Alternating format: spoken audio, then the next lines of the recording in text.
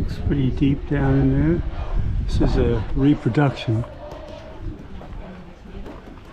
Because this is wood on this side. The other side felt like it had some metal to it.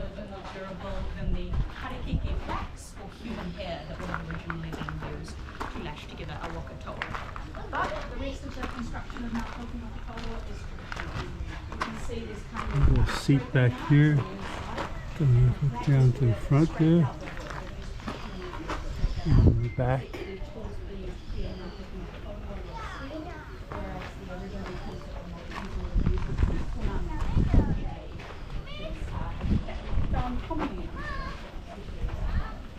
Pretty big, pretty long. Take it out for Waitangi Day every year, but they did come down in 1974, the first year that we had Waitangi Day as a national holiday, when the Queen came to visit. And they brought it down here, they took it out for a spin in the bay, and then they decided after a long day of paddling, they didn't.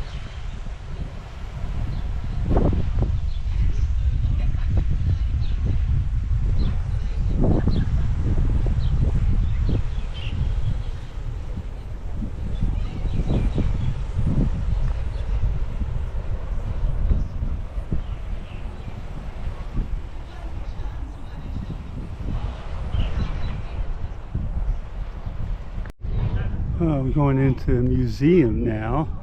We're on the Bay of Islands to Aroha, Museum of the Price of Citizenship. This way here. So, going in here. And we're going to go inside the museum. And this is Urua. Lest we forget, all soldiers should be not returned from all war.